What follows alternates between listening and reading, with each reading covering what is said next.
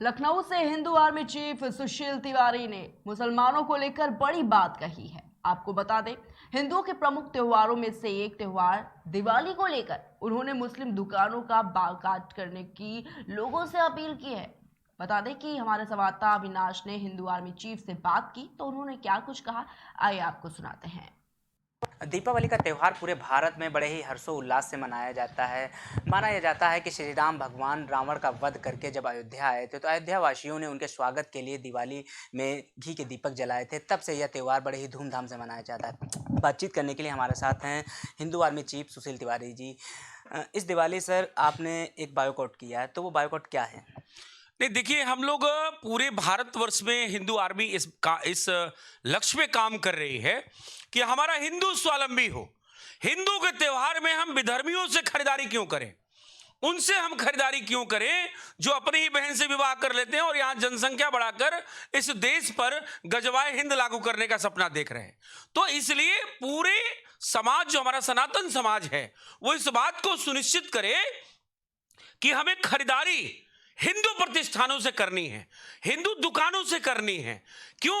हिंदू स्वावलंबी होगा तब हिंदू राष्ट्र के निर्माण को पंख लगेगा। बात समझने का प्रयास करिएगा। आज हलाला मार्क का बाइकॉट हम करने जा रहे हैं, हम कर रहे हैं। कोई भी हिंदू हलाला जो स्टैंप लगा हुआ प्रोडक्ट है बिल्कुल ना खरीदे, क्योंकि जब जो हलाला प्रोडक्ट है, ये हलाला है क्या? हलाला जो है आप देखेंगे तो ये हलाला में जो टैक्स वसूली करते हैं ये विधर्मी, वो पैसा आतंकवादियों को पनाह देने के लिए, आतंकवादियों को ट्रेनिंग देने के लिए, आतंकवादियों को केस लड़ने के लिए और टेरर फंडिंग इस्तेमाल किया जाता है। तो हमारा ही पैसा, भाई ये त्योहार हिंदू का है। आपने जैसा बताया, भगवान रामचंद्र रावण पे विजय पाकर आए थे तो अयोध्या में दीपोत्सव हुआ था, और आज प्रधानमंत्री और हमारे ईश्वरीय अवतार योगी और मोदी जी, ऐसे लोग जो है वहां पे दीपोत्सव मना रहे हैं और पूरा भारत मना रहा है।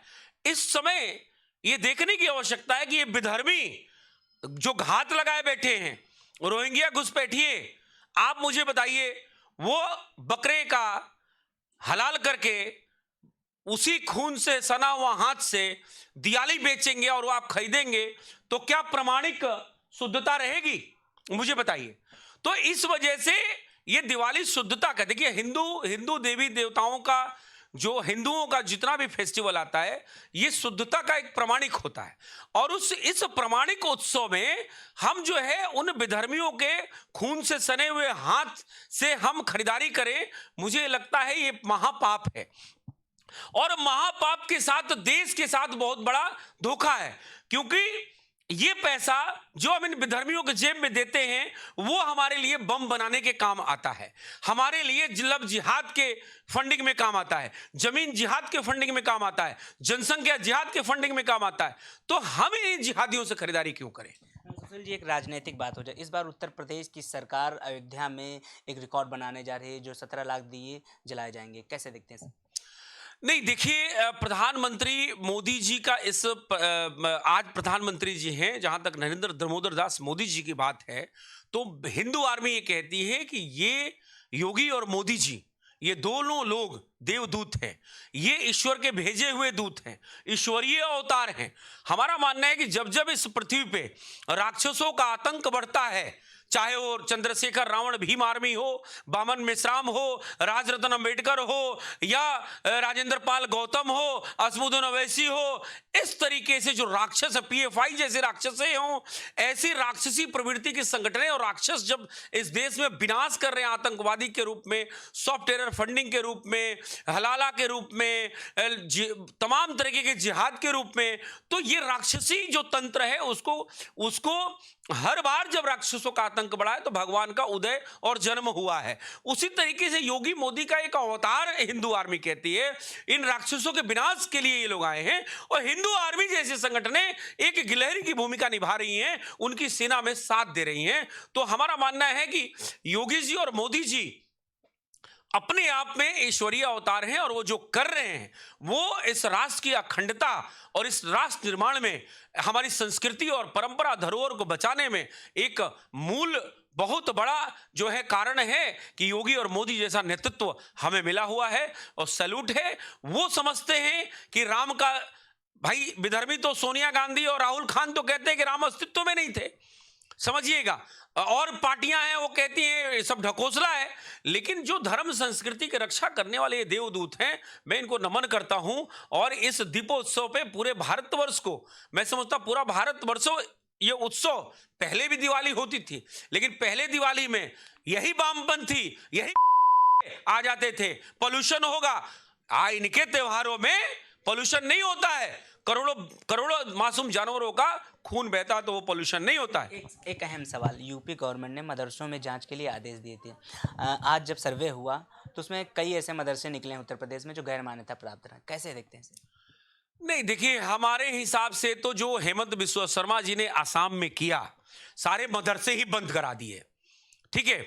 हम तो कहते हैं कि ये जो मान्यता और अमान्यता की बात है, ये कोई मान्यता अमान्यता की बात ही नहीं है, सारे के सारे जो है मतलब ये कानूनन नहीं है।